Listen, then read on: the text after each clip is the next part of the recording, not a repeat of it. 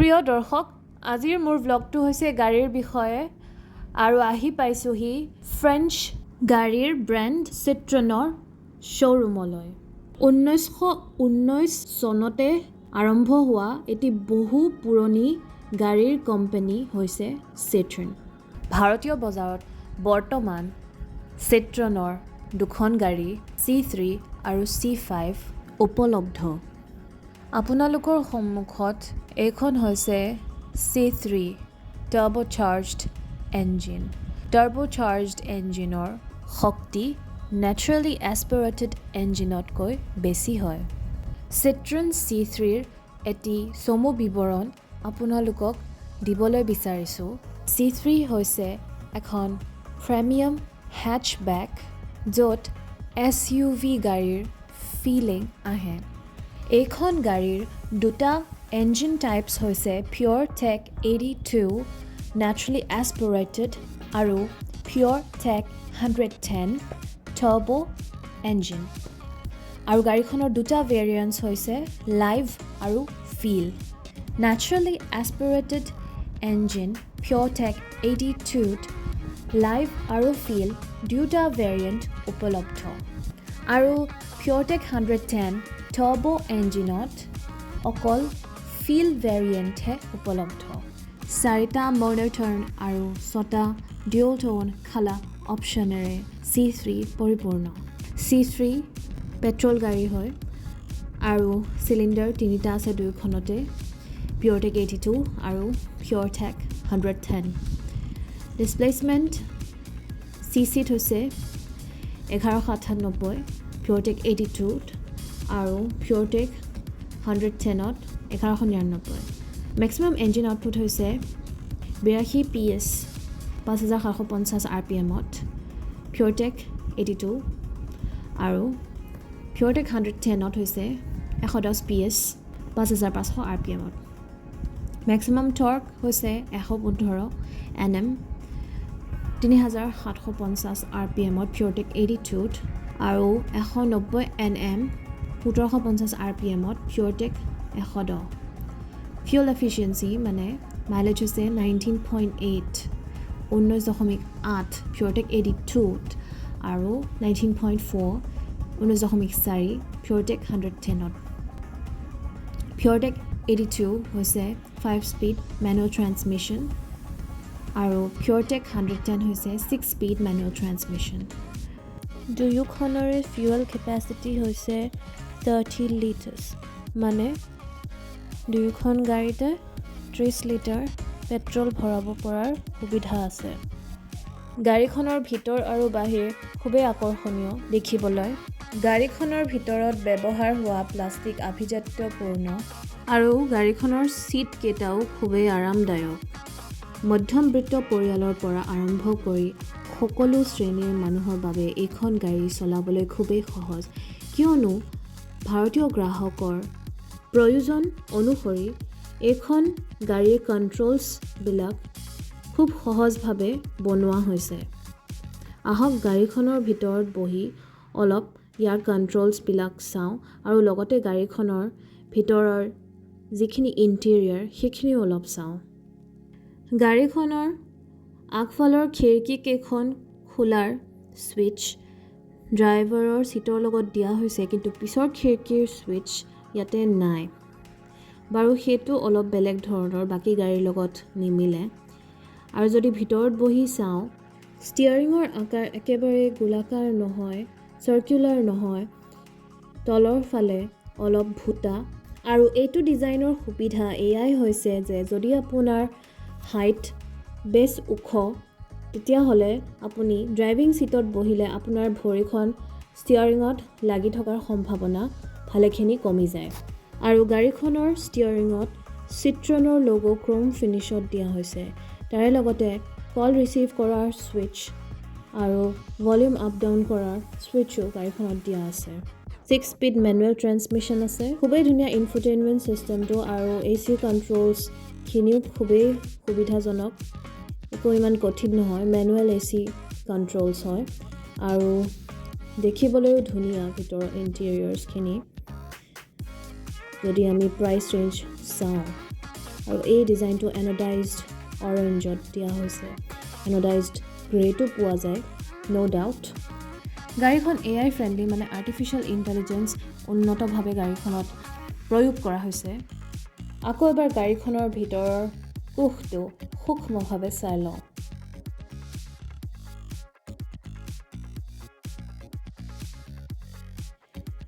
এটি মন কৰিবলগীয়া কথা হৈছে যে এইখন গাড়ীৰ গিয়াৰো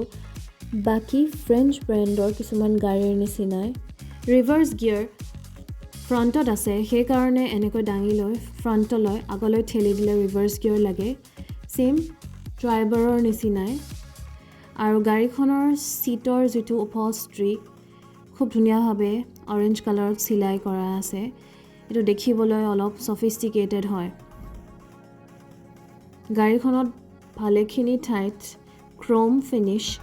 আৰু এটা চিলভাৰ ফিনিছ দিয়া হৈছে আৰু অৰেঞ্জ ব্লেক চিলভাৰ গ্ৰে এইখিনি কালাৰ কম্বিনেশ্যন খুবেই ধুনীয়া সেইকাৰণে গাড়ীখন দেখিবলৈ খুবেই আকৰ্ষণীয় সিট কেইটাও খুবেই আৰামদায়ক আৰু গাড়ীখন চলাই খুবেই ভাল লাগে গাড়ীখনৰ টেকোমিটাৰ আৰু স্পীডোমিটাৰ ডিজিটেল ভাৱে দিয়া হৈছে লগতে ইনফোটেইনমেণ্ট সিস্টেম এই গোটেইখিনিৰ ডিসপ্লে খুবেই স্পষ্ট ইউজাৰ ফ্ৰেণ্ডলি ভাৱে গাড়ীখন ডিজাইন কৰা হৈছে আৰু গাড়ীখনত থকা ষ্টৰেজ যেনে বটল হোল্ডাৰ তাৰপিছত গ্লাভ বক্স এইখিনি ঠিকে আছে খুব বেছিও নহয় খুব কমো নহয়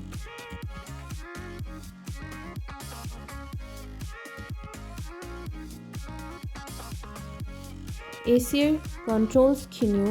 খুবেই সহজ ইউজাৰ ফ্ৰেণ্ডলি গাড়ীখনৰ পিছফালৰ সিট কেইটাও আৰামদায়ক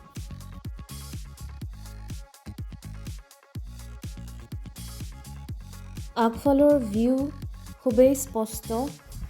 আৰু গাড়ীখনৰ দুটা সিটৰ মাজত অন্তৰখিনি ভালেখিনি আছে আগৰ সিটৰ মাজত এয়া উইণ্ডো ছুইচ আৰু মোবাইল ফোন থ'ব পাৰে চাৰ্জিং পইণ্ট আছে গাড়ীখনৰ পিছফালে AC ভেণ্টছ দেখা নাই আৰু গাড়ীখনৰ ACটো বহুত বেছি পাৱাৰফুল বহুত বেছি শক্তিশালী যদি ওৱানতো দিয়ে গোটেই গাড়ীখন ঠাণ্ডা হৈ যায় সেইকাৰণে বোধহয় পিছফালে AC ভেণ্টছ দিয়া নাই মন কৰিছেনে গাড়ীখনৰ এটা খুবেই আকৰ্ষণীয় মেটালিক শ্বাইন আছে গাড়ীখনৰ বুট স্পেচ মানে ডিক্কি বুলি যে কওঁ আমি তাতে ঠাই আছে কেপাচিটি হৈছে 315 লিটাৰ মানে 315 লিটাৰ্ছ স্পেচ আছে সেইকাৰণে ভালেখিনি বস্তু ইয়াতে সোমাই যায় ক'ৰবাত দূৰলৈ গ'লেও আপোনালোকে লাগেজ ভালেখিনি ভৰাই লৈ যাব পাৰে বহুত কম্পেক্ট হয় গাড়ীখন আৰু খুবেই কম স্পেচ লয় মানে আপোনালোকে চিটিত চলাবলৈও খুবেই ভাল গাড়ীখন ট্ৰেফিক জেমতো ইমান অসুবিধা নহয় গাড়ীখন পাৰ্ক কৰোঁতেও অসুবিধা নহয় যেতিয়া গাড়ীখনৰ সাইজটো অলপ কম্পেক্ট হয় আৰু ফ্ৰণ্টৰ পৰাও গাড়ীখন কিমান ধুনীয়া দেখিবলৈ দেখিছেনে এইটো ক্ৰোম ফিনিছ দিয়া আছে ওভাৰঅল দীঘলকৈ along with the logo খুব ভাল লাগে দেখিবলৈ গাড়ীখনৰ লাইটিঙৰ কথা ক'বলৈ গ'লে ইয়াতে LED DRLs ব্যৱহাৰ কৰা হৈছে লগতে হেলোজেন লাইটিঙো আছে লগতে জেষ্টি অৰেঞ্জ এইখন গাড়ীত দেখিবলৈ পোৱা যায় যিহেতু জেষ্টি অৰেঞ্জ এখন গাড়ীত ব্যৱহাৰ কৰা হৈছে কিছুমান কম্বিনেশ্যনছত যেনে এইটো আৰু তাৰে লগতে কিছুমান এক্সট্ৰাকৈ এক্সেসৰিজ আপোনালোকে লগাই ল'ব পাৰে গাড়ীখনত গাড়ীখনৰ ইঞ্জিনত সাউণ্ড প্ৰুফিঙৰ ব্যৱহাৰ কৰা হৈছে যিটো সুবিধা আজিকালি প্ৰায়ভাগ গাড়ীত দেখা যায় আৰু যদি ভালকৈ চাওঁ গাড়ীখনত ইঞ্জিন গাৰ্ড নাথাকে আপোনালোকে লগাব পাৰে তাৰোপৰি তলফালে বহুতখিনি গ্যাপ দেখা পাইছোঁ আপোনালোকে যদি চাই গাড়ীখনৰ ইঞ্জিনটো তলত কি আছে ওপেন কৈ দেখা পোৱা যায় সেইটো বস্তু অলপ মোৰ ভাল লগা নাই ওভাৰঅল গাড়ীখন খুবেই ভাল বাট এইটো এটা বস্তু মই দেখিলোঁ অলপ বেছি অ'পেন যেন লাগিছে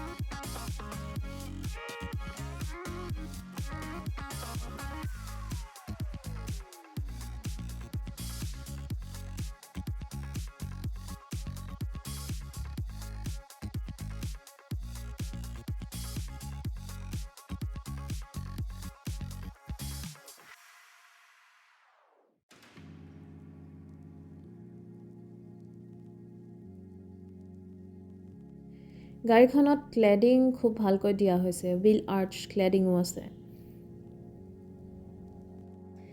গাড়ীখনৰ টায়াৰ সাইজ 195/65 R15 দেখিছে গাড়ীখনৰ বেলেগ কালাৰ কম্বিনেশ্যনতো খুব ধুনীয়াকৈ গাড়ীখনৰ শেপটো ফুটি উঠে মাস্কুলাৰ লুক এটা আছে আৰু কাটছবিলাক দিয়া হৈছে গাড়ীখনত যাৰ বাবে গাড়ীখন দেখিবলৈ খুবেই স্পৰ্টছ কাৰৰ নিচিনা লাগে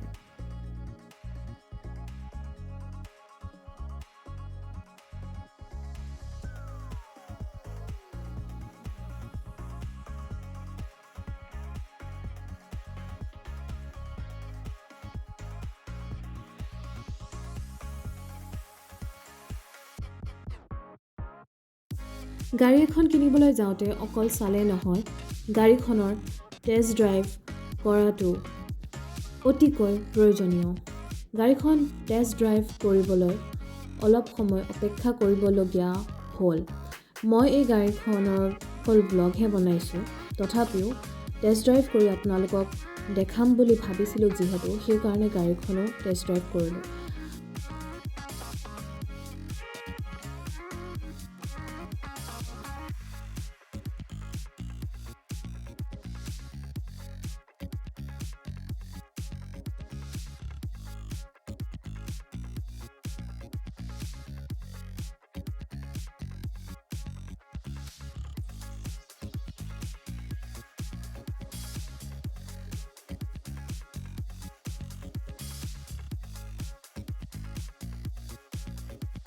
গাড়ীখনৰ টেষ্ট ড্ৰাইভৰ বাবে টপ ভেৰিয়েণ্ট এভেইলেবল নাছিল সেইকাৰণে ল' ভেৰিয়েণ্টতে গাড়ীখন টেষ্ট ড্ৰাইভ কৰিব লগা হ'ল তথাপিও ল' ভেৰিয়েণ্টখন চলায়ো গাড়ীখন খুবেই কমফৰ্টেবল অনুভৱ হৈছিল